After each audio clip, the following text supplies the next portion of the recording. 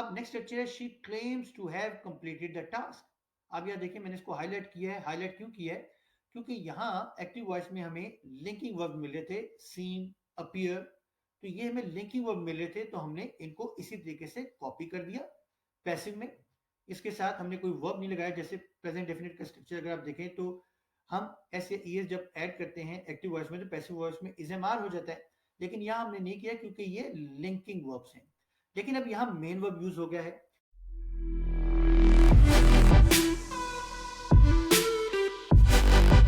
Welcome to a gateway to English language. You're in the right place if you want to improve your English skills and boost your language abilities. Remember to subscribe, like, share this channel with others, and hit the bell icon for instant updates on new content. Thank you for joining this channel on this exciting learning journey, and without wasting any more time, let's dive into today's lecture. अस्सलाम वालेकुम students, आज हम infinitive sentences के active to passive structure को देखेंगे। हमने इससे पहले जो लेक्चर्स हैं उनमें डिस्कस किया एक्टिव टू पैसिव टेंसेस के हवाले से, फिर हमने मॉडल वर्ब के स्ट्रक्चर्स को देखा, फिर हमने लेट को डिस्कस किया और लास्ट लेक्चर में हमने इंपेरेटिव स्ट्रक्चर को देखा। तो आज के लेक्चर में हम इन्फिनेटिव्स को देखेंगे एक्टिव पैसिव के हवाले से। आपको याद होगा हमने एक लेक्चर जो है इससे पहले भी डिस्कस किया था। उस लेक्चर में जेरेंड्स, इन्फिनेटिव्स एंड पार्टिसिपल्स, और उसमें मैंने डिटेल से इन तीनों को डिस्कस किया था। तो आज हम चूंकि इन्फिनेटिव्स को डिस्कस कर रहे हैं तो आपको मालूम होना चाहिए कि क्या स्ट्रक्चर है।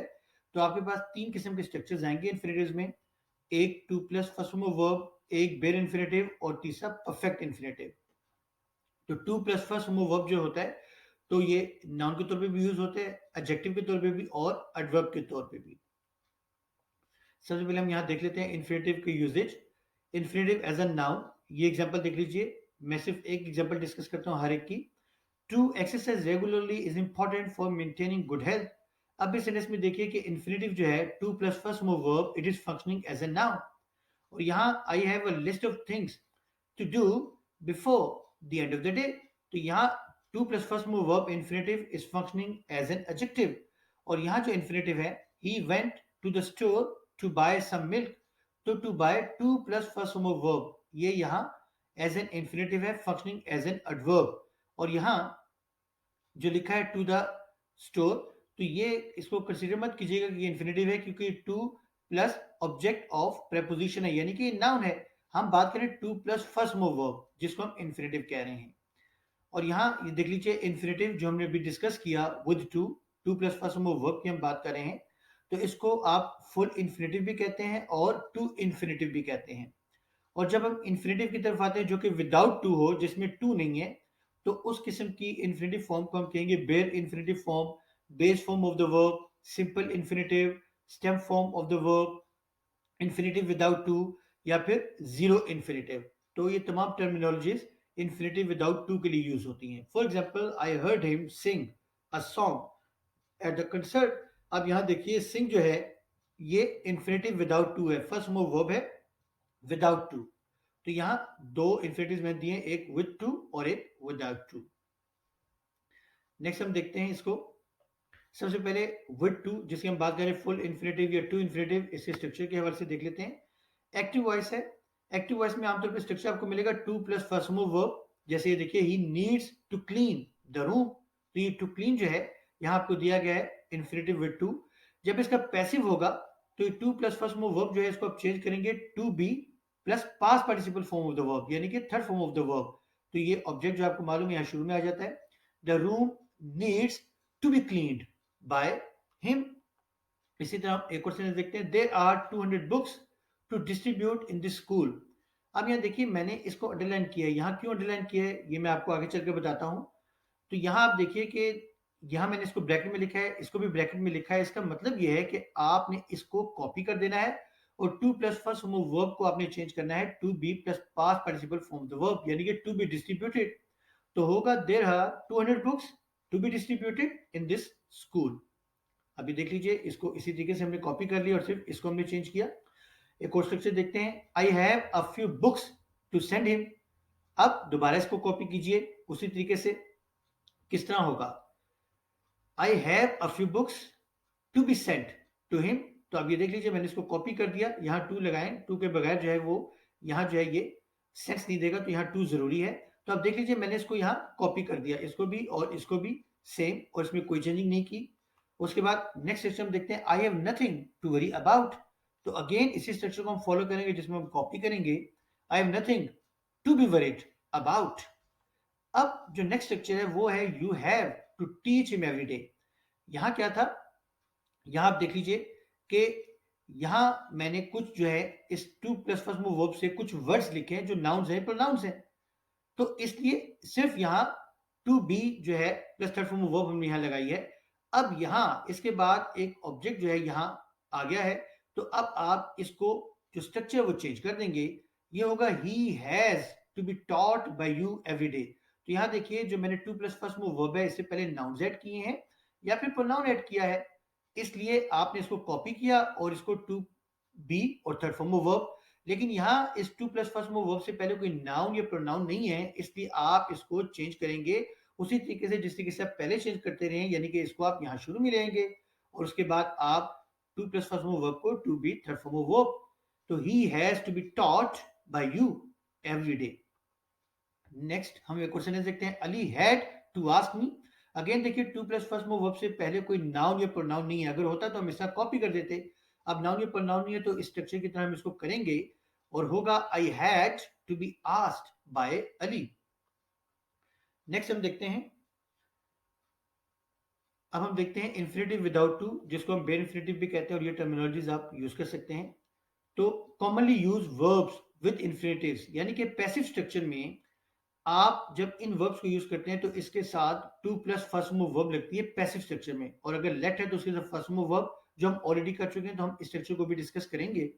जैसे देखिए he made me Singh a song, तो ये देखिए ये वर्ब यहाँ यूज हो गए मेड।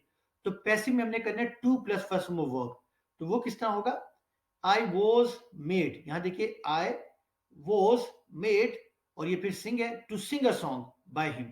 तो सिंग अ सॉन्ग जो है, सॉरी सिंग जो है ये वर्ब है और अ सॉन्ग जो है ये ऑब्जेक्ट है, तो he made me Singh a song. तो ये होगा आई, यहां से होगा I was made to sing a song. इस पूरे को आप जो है वो यहां से ऑब्जेक्ट कंसीडर कर लीजिए। एक क्वेश्चन देखते हैं, ही नोटिस्ड मी डू दिस। यहां देखिए नोटिस आया हुआ और पैसिव में होगा to plus first move verb, तो इसको आप आई से शुरू करेंगे, आई वॉज नोटिस्ड। आप इसके जो जिस तरीके से आपने इसको चेंज किया इसी तरीके से आप इसको चेंज करें, I was noticed to do this by him. Next हम देखते हैं, he watched me do his work. अभी देखिए ही वॉच्ड, ये देखिए वॉच है तो पैसिव में to plus first move verb, subject verb object. यहां भी देखिए सब्जेक्ट वर्ब ऑब्जेक्ट, इसको एक्सटेंशन कंसीडर कर लीजिए, subject verb object subject verb object. तो होगा I was watched to do this work by him. Next question देखते हैं, I saw him come out of the house. I saw him main structure ये है, बाकी ये टू कम आउट उसी तरीके से रहेगा जिसने ये मैंने यहाँ लिखा है, तो ये टू ऐड कर देंगे, तो he was seen to come out of the house by me. अभी देख सकते हैं यहाँ। नेक्स्ट है, I found him cross the street. I found him, he was found, he was found और फिर आप ये स्ट्रक्चर यूज करेंगे to cross the street by me. तो to plus first move verb आप पैसिव स्ट्रक्चर में use करेंगे। Next हम देखते हैं परफेक्ट इंफिनिटिव, जो कि to have plus third form of verb होता है। यहां देखिए एक्टिव वॉइस में आपको मिलेगा to have plus past participle form of the verb, यानी कि third form of the verb. और पैसिव में आप इस टू हैव को टू हैव बीन में चेंज कर देंगे, और थर्ड फॉर्म ऑफ वर्ब तो हमेशा पैसिव वॉइस में आती है, आपको मालूम ही है। तो हम एक सेंटेंस देखते हैं, she seems to have finished her work. अब यहां देखिए टू हैव और past participle form, to have plus past participle form of the verb, तो ये तो एक्टिव वॉइस है। अब पैसिव वॉइस क्या होगा, ये ऑब्जेक्ट है, her work seems to have been, to have को टू हैव बीन में चेंज कर दिया, to have been finished by her. इसे एक क्वेश्चन देखते हैं, they appear to have eaten all the pizza. अब इसको किस तरह चेंज करेंगे, all the pizza appears to have been eaten by them। एक क्वेश्चन देखते हैं, he seems to have lost his wallet। तो इसका पैसिव स्ट्रक्चर क्या होगा, his wallet seems to have been lost by him। अब नेक्स्ट स्ट्रक्चर है she claims to have completed the task. अब यह देखिए मैंने इसको हाईलाइट किया है। हाईलाइट क्यों किया है? क्योंकि यहाँ एक्टिव वॉइस में हमें लिंकिंग वर्ब मिल रहे थे, सीन, अपीयर। तो ये हमें लिंकिंग वर्ब मिल रहे थे, तो हमने इनको इसी तरीके से कॉपी कर दिया पैसिव में। इसके साथ हमने कोई वर्ब नहीं लगाया। जैसे प्रेजेंट डेफिनेट का स्ट्रक्चर अगर आप देखें तो हम ऐसे ईएस जब ऐड करते हैं एक्टिव वॉइस में तो पैसिव वॉइस में इजएमआर हो जाता है, लेकिन यहाँ हमने नहीं किया क्योंकि ये लिंकिंग वर्ब्स हैं। लेकिन अब यहाँ मेन वर्ब यूज हो गया है। जब मेन वर्ब यूज होगा तो अब आप उसी रूल को फॉलो करेंगे। यहाँ क्लेम्स है तो हम प्रेजेंट डेफिनेट टेंस में हमने क्या किया था, इज क्लेम्ड। अगर ही शी इट या कोई सिंगुलर नाउन है तो यहाँ इज क्लेम्ड और टू हैव कंप्लीटेड को भी आप चेंज करेंगे, यानी कि दो कन्वर्जन हैं। द टास्क इज क्लेम्ड, अब ये क्लेम्स है, is claimed to have been completed by her. तो यहाँ दो चेंजिंग्स हैं। एक तो क्लेम्स को हमने कर दिया इज क्लेम्ड या एम क्लेम्ड या are claimed according to the object of the active voice. तो द टास्क ये इज लेगा क्योंकि सिंगुलर नाउन है। तो the task is claimed to have completed को हम स्ट्रक्चर के मुताबिक चेंज करेंगे। तो क्लेम को हमने किया प्रेजेंट डेफिनेट के स्ट्रक्चर के हवाले से, और टू हैव कंप्लीटेड कंप्लीटेड जो है इसको हमने चेंज किया अकॉर्डिंग टू परफेक्ट इंफिनिटिव। तो the task is claimed to have been completed by her. अब इसके साथ मैंने एक एक्टिविटी अटैच कर दी है जिसमें आप मुख्तलिफ जो है वो सिनेसिस देख सकते हैं। और यहाँ एक्टिविटी है चेंज द वॉइस। यहाँ 5 सिनेसिस हैं, आपने इनके वॉइसेस को चेंज करना है। और इस एक्टिविटी का जो सोल्यूशन है वो मैंने पीडीएफ फॉर्मेट में इसकी जो डिस्क्रिप्शन है वहां अटैच कर दी है। और अगर आप इस प्रेजेंटेशन को डाउनलोड करना चाह रहे हैं with the solution to activity तो पीडीएफ फॉर्मेट में जो फाइल है वो आपको डिस्क्रिप्शन में मिल जाएगी। आप जब उसको डाउनलोड करेंगे तो आपसे 6 डिजिट पासवर्ड मांगेगा, जो मैंने इस स्लाइड में इस प्रेजेंटेशन में मुख्तलिफ स्लाइड पर दे दिया है। तो आप उसको वहां से नोट डाउन कर लीजिए, और जब आप उसको ओपन करेंगे पीडीएफ फाइल को तो 6 डिजिट कोड या पासवर्ड जब आप एंटर करेंगे तो फाइल ओपन हो जाएगी।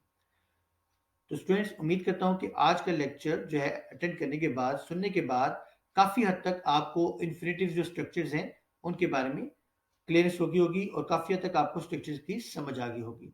अगर फिर भी आपके जहन में कोई क्वेश्चन हो तो आप कमेंट सेक्शन में मुझे क्वेश्चन कर सकते हैं, या फिर स्लाइड पर दिए गए व्हाट्सएप नंबर पर मुझे कंटेक्ट कर सकते हैं। Okay students, take care.